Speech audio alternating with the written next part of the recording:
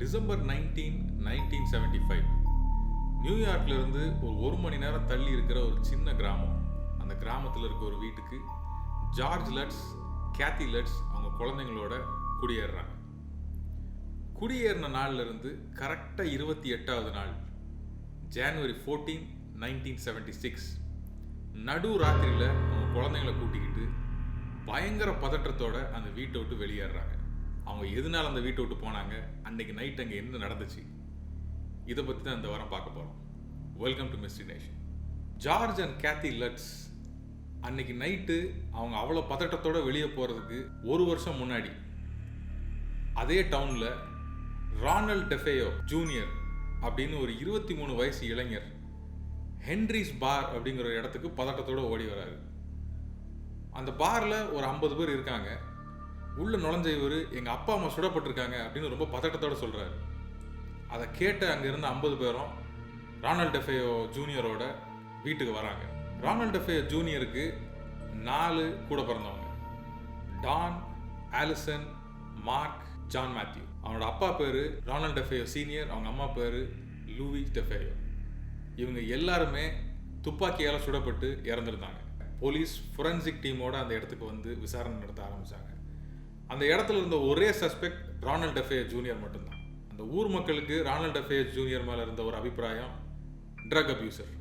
அதனால உடனடியாக போலீஸ் அவர் மேலே வழக்கு பதிவு செஞ்சு அவரை அரெஸ்ட் பண்ணிட்டாங்க. ஓகே, இது கேட்கறதுக்கு வெறும் ஒரு நார்மல் மர்டர் மிஸ்டரி மாதிரி தானே இருக்குது. இதில் அப்படி என்ன சுவாரஸ்யம் இருக்குது அப்படின்னு நீங்கள் கேட்கலாம்.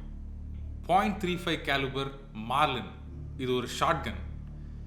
அந்த ஷார்ட் கனை ஷூட் பண்ணால் 5 தெருக்கு கேட்குமா. அந்த ஷார்ட் கன் சுட்டா எப்படி இருக்கும் அப்படிங்கிற டெமோவை இப்போ பாருங்க. சவுண்டை கவனிச்சிங்களா? போலீஸ் அண்ட் ஃபொரன்சிக் டீம் சேர்ந்து நடந்த விசாரணையில் கொலை கரெக்டாக காலையில் 3:30 மணி அளவில் நடந்திருக்குன்னு எஸ்டிமேட் பண்ணாங்க. அந்த டவுனில் ராத்திரி எந்த விதமான சத்தம் வந்தாலும் எல்லாருக்கும் தெரிஞ்சிருக்கும். ஆனால் கொலை நடந்த 3:30 மணிக்கு யாருக்குமே எந்த சத்தமும் வரலை. பக்கத்து வீட்டுக்காரங்களுக்கு மட்டும் நாய் குலைக்கிற சத்தம் மட்டும் கேட்டிருக்கு. அன்னைக்கு நைட்டு துப்பாக்கியால் சுட்ட சத்தம் அந்த இடத்துல இருந்த யாருக்குமே கேட்கல. போலீஸ் அண்ட் ஃபொரன்சிக் டீம்ஸ் உள்ளே வந்து இன்னொரு கேள்வியும் அவங்களுக்கு எழுந்துச்சு. வெளியே தான் யாருக்கும் கேட்கல, கீழே கொலை நடந்தப்போ மேலே யாரும் உஷாராகி ஓடலை. போலீஸ்க்கு வந்த அடுத்த சந்தேகம், சுட்டு கொல்றதுக்கு முன்னாடி முதல்ல ட்ரக்ஸ் எதையாவது கொடுத்துட்டு அவங்கள மயக்கம் அடிக்க வச்சுட்டு அதுக்கப்புறம் ஒருவேளை துப்பாக்கி வச்சு சுட்டு கொண்டிருக்கலாமோ அப்படின்னு ஒரு சந்தேகம் வந்துச்சு. அதை தீர்க்கிறதுக்காக பாடிஸை ஒன்று ஒன்றா செக் பண்ணாங்க. டெஸ்ட் ரிசல்ட்ஸில் எந்த பாடியிலையும் யாருக்கும் ட்ரக்ஸ் அட்மினிஸ்டர் பண்ணலை அப்படிங்கிற விஷயம் உறுதியாச்சு. விசாரணை பண்ணும்போது ரானல்ட் டெஃபேயோ ஜூனியர் நிறைய காரணங்கள் சொல்கிறாரு. ஆனால் அவர் சொன்ன முதல் காரணம், அவர் ஒரு நாள் நைட்டு படம் பார்த்துக்கிட்டு இருந்ததாகவும், ஒரு வார் மூவி, அதாவது போர் குறித்த ஒரு படத்தை பார்த்துக்கிட்டு இருந்ததாகவும், படம் பார்த்துக்கிட்டு இருக்கும்போது அப்படியே அவர் தூங்கினதாகவும், தூங்கி எழுந்து பார்க்கும்போது பக்கத்து ரூமில் அவங்க அம்மா அப்பா இவரை கொலை பண்ணுறதுக்காக சதித்திட்டம் தீட்டினதை இவர் கேட்டதாகவும் இவர் சொல்கிறாரு.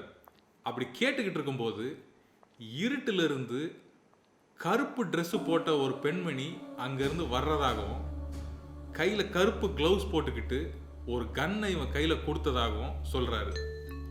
கன்னை வாங்கின இவர் காதில் கில் த மால் அப்படிங்கிற வார்த்தை திரும்ப திரும்ப ஒலிச்சிக்கிட்டு இருந்திருக்கு. கேட்ட உடனே அவர் உடம்பு அவர் கண்ட்ரோலில் இல்லை அப்படின்னு சொல்கிறாரு. இவர் தன்னை காப்பாற்றி கொள்ள இந்த கொடூரமான சம்பவத்தை செஞ்சதா அவர் ஒரு ரிப்போர்ட்டில் சொல்லியிருக்காரு.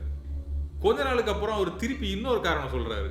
அவர் தங்கச்சி டான் குடும்பத்தை முதல்ல கொலை பண்ணதாகவும், கடைசியில் இவர் வெறுப்பு தாங்க முடியாமல் அவர் சகோதரி இவரே சுட்டு கொன்னதாகவும் இன்னொரு கதை சொல்கிறாரு. இது மாதிரி பல விஷயங்கள் காரணங்களை அவர் சொல்லியிருந்தா கூட அவர் சுற்றி அந்த வீட்டில் ஏதோ ஒரு அமானுஷ்யம் இருக்குங்கிறத மட்டும் தெளிவாக சொல்கிறாரு. இது உண்மையாக பொய்யாங்கிற விஷயம் கோர்ட்டில் கண்டிப்பாக ப்ரூவ் பண்ண முடியாது. அதனால் ஜட்ஜ் அவரோட காரணத்தை எடுக்கலை. அவருக்கு 6 ஆயுள் தண்டனை கொடுக்குறாங்க. இன்னை வரைக்கும் ரானல்ட் டெஃபேயோ ஜூனியர் ஜெயிலில் தான் இருக்கார். இந்த மர்மமான கொலைகள் நடந்து கரெக்டாக ஒரு வருஷத்தில் அந்த வீடு விலைக்கு வருது. அந்த வீடை தான் ஜார்ஜ் அண்ட் கேத்தி லட்ஸ் அப்படிங்கிற தம்பதியினர் வாங்குறாங்க. இவங்களை தான் நம்ம கதையோட ஆரம்பத்தில் பார்த்தோம். ஜார்ஜ் அண்ட் கேத்தி லட்ஸ் வீட்டுக்குள்ள நுழைஞ்ச முதல் மணி நேரத்திலேயே அவங்களுக்கு இந்த வீட்டில் ஏதோ ஒன்று இருக்குங்கிறத உணர்ந்துடுறாங்க. உடனடியாக அவங்க பாதிரியாரை கால் பண்ணுறாங்க. அவரும் வீட்டுக்கு வராரு. வீட்டுக்கு வந்து அவர் வீடு ஃபுல்லாக ஹோலி வாட்டர் தெளிக்க ஆரம்பிக்கிறாரு. மாடியில் சோவிங் ரூம், அதாவது தையல் ரூம் அப்படின்னு ஒரு ரூம் வச்சுருக்காங்க, அதுக்குள்ளே போகிறாரு. அங்கேயும் போய் ஹோலி வாட்டர் தெளிக்கிறாரு. தெளிச்சிக்கிட்டு இருக்க அந்த நேரத்தில் கெட் அவுட் அப்படிங்கிற ஒரு வார்த்தை ஷார்ப்பாக ஒரு காதில் கேட்குது. அதை கேட்டுட்டு அவர் பதறி போய் அவங்கக்கிட்ட ஆனால் எதையும் சொல்லாமல் அந்த வீட்டை விட்டு வெளியே போயிடுறாரு.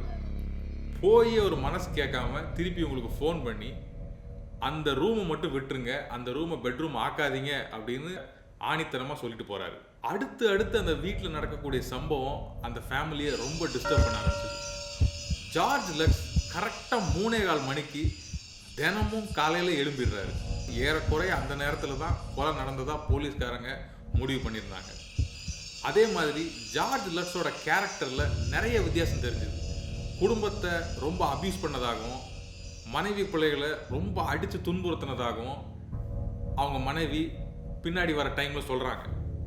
கேத்தி லட்ஸ் ஒரு தடவை அவங்க வீட்டில் ஒரு பெண்மணியை பார்த்ததாகவும் பார்த்து பயந்ததாகவும் சொல்கிறாங்க. ஈக்கள் இந்த பொணத்தை மொக்கிற மாதிரி அந்த வீட்டில் எப்போவுமே மொச்சிக்கிட்டே இருக்குமா. அவங்களோட கடைசி குழந்தை ஒரு தடவை ஜன்னல் வழியாக வெளியே பார்க்கும்போது 2 கண் தெரியதாகவும் அந்த சின்ன குழந்தை ஒரு சாட்சி சொல்லியிருக்கு. அதே மாதிரி அந்த வீட்டில் கடைசி நாள் ஏதோ ஒரு மர்மம் நடந்திருக்கு. அதுதான் அந்த குடும்பத்தை அப்படியே ராத்திரியோட ராத்திரியாக வெளியே போக வச்சிருக்கு. அந்த சம்பவம் என்னன்னு இன்ன வரைக்கும் அவங்க வெளியே சொல்லவே இல்லை. ஜார்ஜ் அண்ட் கேத்தி லட்ஸ் அப்படிங்கிறவங்க அந்த வீட்டை விட்டு போனதுக்கப்புறம் இந்த இன்சிடெண்ட் அமெரிக்கா முழுவதும் ரொம்ப பாப்புலர் ஆச்சு. நிறைய பேர் இந்த இன்வெஸ்டிகேஷனில் குதிச்சாங்க. நிறைய பேர் புக்ஸ் எழுதினாங்க, படம் எடுக்க ஆரம்பித்தாங்க, டாக்குமெண்ட்ரிஸ் போட ஆரம்பித்தாங்க. காஞ்சரிங் படம் நீங்கள் பார்த்துருப்பீங்க. அதில் வந்து எட் அண்ட் லொரைன் வந்து ஒரு என்கொயரி பண்ணுறாங்க. அவங்க அதில் பண்ண ஒரு விஷயம் என்னென்னா, இன்ஃப்ராரெட் கேமரா வச்சு புகைப்படத்தில் அதை பிடிக்க முடியுமா அப்படின்னு பார்க்கறதுக்காக வைக்கிறாங்க. அந்த கேமராவில் ஒரு சின்ன பையன் கண்ணு மட்டும் வெள்ளையாக ஒரு கார்னரில் வர்றதை அவங்க பிடிச்சிடுறாங்க. அந்த ஃபோட்டோவை அவங்க அஃபிஷியலாக ரிலீஸ் பண்ணலாம் கூட இன்டர்நெட்டில் அங்கங்கே அது இருக்குது. இது எந்த அளவுக்கு உண்மைன்னு இன்னை வரைக்கும் யாருக்கும் தெரியாது. ஜார்ஜ் அண்ட் கேத்தி சொன்ன விஷயமும் உண்மையாக பொய்யான்னு இன்னை வரைக்கும் யாரும் தெரியாது. ஒருத்தர் ஜார்ஜ் அண்ட் கேத்தி சொன்ன விஷயத்துக்கு ஒரு காரணங்கள் சொல்கிறாங்க. அதாவது அந்த வீட்டில் ரொம்ப ஹியூமிடிட்டி இருக்குது, அதனால தான் ஈக்கள் மொக்க ஆரம்பிச்சது அப்படின்னு ஒருத்தங்க சொல்கிறாங்க. அந்த குழந்தை பார்த்த 2 கண்ணு வந்து பக்கத்து வீட்டுக்காரரோட பர்ஷியன் கேட், அதுக்கு வந்து சிகப்பு கண்ணு இருக்கும், அதுதான் எல்லாரும் விண்டோலையும் போய் இப்படி பிடிச்சிக்கிட்டு நிற்கும், அதை தான் பார்த்து அந்த பொண்ணு பயந்துருக்குன்னு கூட அவங்க சொல்கிறாங்க. இதை மாதிரி அவங்க சொன்ன ஒரு கதைக்கும் பக்கத்தில் இருந்து எக்ஸ்ப்ளனேஷன் வந்தால் கூட இந்த மர்மம் அப்படிங்கிறது இந்த விஷயத்தில் அவிழ்க்கப்படாமலே இருக்கு. ஸோ ஆமிட்டிவில் ஹாரர் அப்படிங்கிற ஒரு கதையை பற்றி நம்ம இன்னைக்கு பார்த்தோம். இது உண்மையிலே நடந்த கதையா இல்லைன்னா கட்டுக்கதையா, ஒரு குற்றவாளி அவரோட குற்றத்திலிருந்து தப்பிக்கிறதுக்காக கெட்டிவிட்ட கதையா, இல்லைன்னா ஜார்ஜ் அண்ட் கேத்தி லட்ஸ் பணம் சம்பாதிக்கிறதுக்காக திரிச்சு விட்ட கதையா, இன்னை வரைக்கும் யாருக்கும் தெரியாது. உண்மையில நடந்திருக்கலாம், நடக்காமல இருக்கலாம். அதை பற்றி நீங்கள் என்ன நினைக்கிறீங்க? உண்மையிலே ஆமிட்டிவில்ல ஒரு அமானுஷ சக்தி இருக்குதா? அந்த வீட்டில் இன்னும் ஏதாவது ஒன்று குடியிருக்குதுன்னு நினைக்கிறீங்களா? கமெண்ட் பாக்ஸில் தெரிவு பண்ணுங்கள். ரிக் ஒசூனாங்கிறவர் நிறைய ரிசர்ச் பண்ணி ஃபோட்டோகிராஃப்ஸ்லாம் கலெக்ட் பண்ணி அவர் வெப்சைட்டில் வச்சுருக்காரு. நான் அதை டிஸ்கிரிப்ஷனில் போடுறேன், அந்த லிங்க்கை நீங்கள் அதை ஓப்பன் பண்ணி பார்க்கலாம். உங்களுக்கு இதை பற்றி இன்னும் டீட்டெயில்டாக தெரியணும்னா டாக்குமெண்ட்ரிஸ் நிறையா இருக்குது. இன்ட்ரெஸ்டிங்காக பார்க்கணுன்னா படங்களும் வந்திருக்கு. ஆனால் அது உண்மை சம்பவத்தை ஃபுல்லாக பேஸ் பண்ணி இருக்காது. காஞ்சரிங் 2ல் முதல்ல வர்ற சீக்வன்ஸ் ஆமிட்டிவில் ஹாரரை பேஸ் பண்ணி தான் இருக்கும். ஸோ உங்களுக்கு ஏதாவது கொஸ்டின்ஸ் இருந்தாலும் கமெண்ட்டில் தெரிவுபடுத்துங்க.